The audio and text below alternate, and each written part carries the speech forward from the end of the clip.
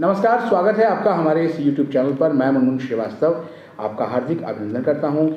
Enrolment number को लेकर हमने एक एपिसोड किया था और आप देख रहे हैं स्क्रीन पर मौजूद हैं ड्यू के पूर्व कंट्रोलर ऑफ एग्जामिनेशन और अभी रामजस कॉलेज के प्रिंसिपल प्रोफेसर अजय अरोड़ा, और उन्होंने बहुत सी जानकारी दी थी इसको लेकर। फिर भी आपके बहुत से सवाल हैं, इसके अलावा आपके सवाल ABC ID को भी लेकर हैं, कुछ और सवाल भी हैं, उन पर बात करने के लिए हम पहुंचे हैं रामजस कॉलेज। और आइए शुरुआत करते हैं कि सर, क्या एनरोलमेंट नंबर एक बार अलॉट हो गया तो उसमें परिवर्तन भी हो सकता है? नमस्कार मनु जी और धन्यवाद। दिल्ली विश्वविद्यालय में एनरोलमेंट नंबर का अर्थ है कि आप इस विश्वविद्यालय के स्टूडेंट बन गए हैं, और स्टूडेंट आप एक ही बार बनते हैं।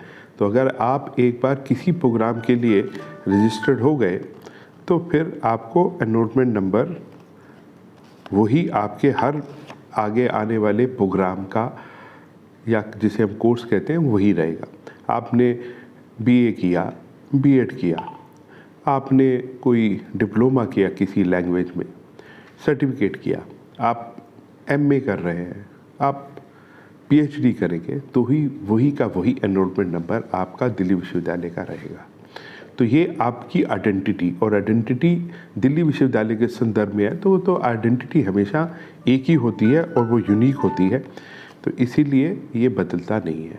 तो सर, ये कितने डिजिट का होता है एनरोलमेंट नंबर? ये अभी तक 16 डिजिट का होता है, और इसमें जो मेन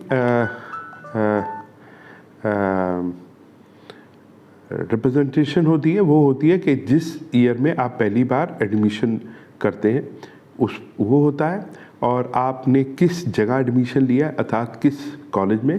वो SOL भी हो सकता है, और वो आपका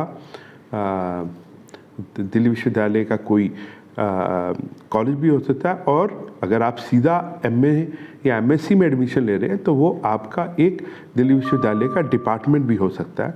तो वो और किस प्रोग्राम में लिया उसको आप ये तीनों चीज़ें आपके एनरोलमेंट नंबर में सम्मिलित होती हैं।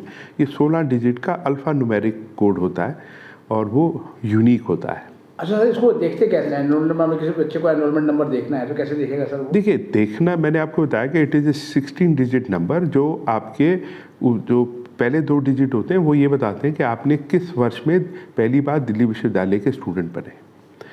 और उससे ये जैसे ही आप एडमिशन ले लेते हैं, तो क्योंकि आजकल दिल्ली विश्वविद्यालय, चाहे वो SOL हो, चाहे वो अंडर ग्रेजुएट के कोई महाविद्यालय हो, या पोस्ट ग्रेजुएशन में दिल्ली विश्वविद्यालय के डिपार्टमेंट हो, उनका एडमिशन सभी आपका एनरोलमेंट जो होता है वो समर्थ पोर्टल में होता है। एक बार जब आप रजिस्टर्ड हो जाते हैं, पहले रजिस्ट्रेशन होता है आपका एडमिशन लेने के लिए, और जब आप एडमिट हो जाते हैं, ये सारी प्रोसेस जो है हमारे समर्थ पोर्टल पे चलती है। और जैसे ही आप रजिस्टर्ड हो जाते हैं through your registered email and your mobile number, तो जैसे ही आपके एनरोलमेंट नंबर जनरेट हो जाते हैं तो आपको वो इन्फॉर्मेशन आपके ईमेल पे और उसके हिसाब से SMS के थ्रू आपको पहुंचा दी जाती है, और आप उसके बाद में अपना आगे का जो भी प्रोसेस है उस प्रोग्राम के एग्जामिनेशन के रजिस्ट्रेशन का आप शुरू कर पाते हैं।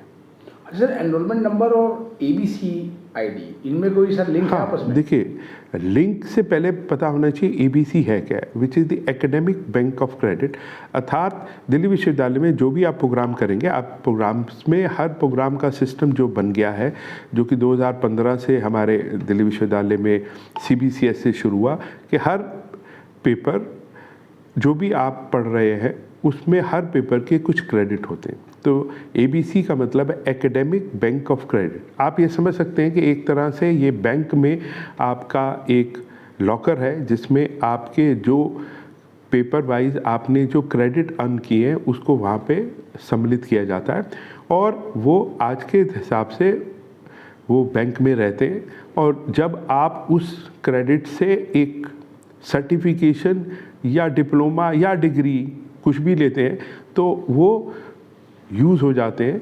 और अगर आप कोई भी क्रेडिट जो आपने अर्न किए हैं, और अगर वो 7 साल तक आप यूज़ ना करें, तो उसकी वैलिडिटी यूज़ की ख़त्म हो जाती है।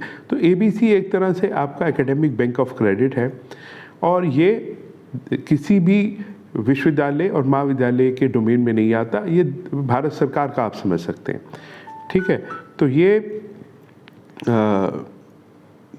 आप जैसे ही आपको एनरोलमेंट नंबर मिलता है और अगर आप पहले ही किसी वजह से एकेडमिक बैंक ऑफ क्रेडिट में रजिस्टर्ड हैं तो आप वही एकेडमिक बैंक ऑफ क्रेडिट का रजिस्ट्रेशन नंबर यूज़ करते हैं। अदरवाइज़ आपको एबीसी की वेबसाइट पे जाके, जो कंपलसरी होता है दिल्ली विश्वविद्यालय में, once your enrollment is generated तो वो एबीसी की तरफ भेज देता है, और जैसे ही एबीसी आपका रजिस्टर्ड हो जाता है या अगर पहले ही रजिस्टर्ड है तो उससे भी पता लग जाता है, वो फिर हमारे समर्थ पोर्टल के साथ में लिंक हो जाता है। लेकिन ये कंपलसरी है आज के दिन में कि आप जैसे ही एनरोलमेंट नंबर जनरेट हुआ आप अपना process of ABC registration complete कर लीजिए। तो सर जैसे आपने कहा कि पहले से भी एबीसी हो सकता है, तो क्या स्कूल में भी एबीसी होता है सर? देखिए, ऐसा है कि दिल्ली भारत सरकार ने इस चीज़ पे संज्ञान लेते हुए ये सिस्टम जो है इसको ब्रॉडर सेंस पे काफ़ी बड़ा कर दिया है। इसको अपार कहा जाता है। उस अपार के तहत आप जैसे ही अपनी एजुकेशन सिस्टम में अपनी शुरुआत करते हैं, अर्थात आप समझ लीजिए कि जिसे कह दीजिए क्लास 1 या प्राइमरी नर्सरी से, वहाँ से लेकर हर वर्ष जो भी आपका एकेडमिक क्रेडेंशियल्स हैं वो अपार में आ जाते हैं। और एबीसी आप समझ सकते हैं कि इस अपार का एक छोटा सा हिस्सा है। एक और फॉर्म भी होता है जिसे हम डिजी लॉकर कहते हैं। ये सब अपार के छाते अम्ब्रेला के अंदर ये आते हैं। आने वाले वक्त में जो एबीसी ना होके अपार होगा, और अब मुझे लगता है कि आने वाले वक्त में हर विद्यार्थी के लिए स्कूल से ही अपार कंपलसरी हो जाएगा, ताकि उसकी एजुकेशन का एक आप समझ लीजिए कि सारी इन्फॉर्मेशन उस अपार नंबर में रहेगी और वो कहीं भी जाएगा। अभी तो देश भर में वो सारी इन्फॉर्मेशन कोई भी एकेडमिक इंस्टीट्यूशन उसको देख सकता है, समझ सकता है, और उसको जहाँ भी यूज़ करना चाहे उस क्रेडिट्स को, क्रेडेंशियल्स को यूज़ भी कर सकता है। यानी सर अपार जो है वो एबीसी आईडी, डिजी लॉकर, ये सब मतलब सर एक डिफरेंट प्लेटफॉर्म है पर एक साथ ये ऐसा है कि धीरे धीरे ये डेवलप हो रहे हैं। अब आप ये समझ सकते हैं इनका जो ब्रॉडर प्लेटफॉर्म होगा वो अपार है। और अभी क्योंकि जो बच्चे इस वक्त स्कूल ख़त्म कर चुके हैं तो उनको तो अभी अपार से लिंक नहीं कर पाएंगे, मुझे जो लगता है कि वो तो शुरुआत से होगा, तो उनके लिए एबीसी है। और डिजी लॉकर भी एक डिजिटल प्लेटफॉर्म है जिसमें आप सारी इन्फॉर्मेशन रख सकते हैं। That is not only restricted to your academics, उसमें और भी चीज़ें रखी जा सकती हैं। तो अगर आप सिंपल सी भाषा में समझिए, it is a digital system of maintaining your academic credits and academic information. अच्छा, एक सवाल सर जो है वो सोल के स्टूडेंट्स का है। वो उनका कहना है कि सर सोल का अगर एनरोलमेंट नंबर मिला है, हाँ, बाद में उनका रेगुलर में एडमिशन हो गया मॉपअप में, तो क्या वहाँ एनरोलमेंट नंबर उनका चेंज हो जाएगा? देखिए, ऐसा है कि अगर किसी बच्चे ने एडमिशन वो कैंसिल करा देता है तो फिर वो रेगुलर के अंदर नया एनरोलमेंट नंबर ले ले, क्योंकि एक वक्त में अगर उसने एनरोलमेंट वहाँ पे एडमिशन अपना लाइव रखा है तो मेरी ये उसकी चॉइस है कि वो क्योंकि आज के दिन में दिल्ली विश्वविद्यालय में आप डुअल डिग्री कर सकते हैं, जो भी उनके कंस्ट्रेन है।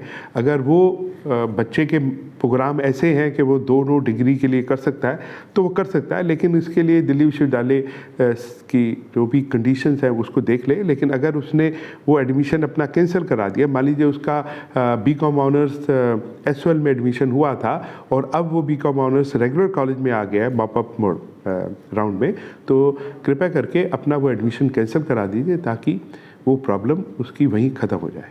यानी सर किसी भी हाल में एनरोलमेंट नंबर एक ही होगा? हाँ जी, एनरोलमेंट नंबर एक ही होगा। बहुत बहुत धन्यवाद सर इतनी बेहतरीन जानकारी देने के लिए। नमस्कार, धन्यवाद।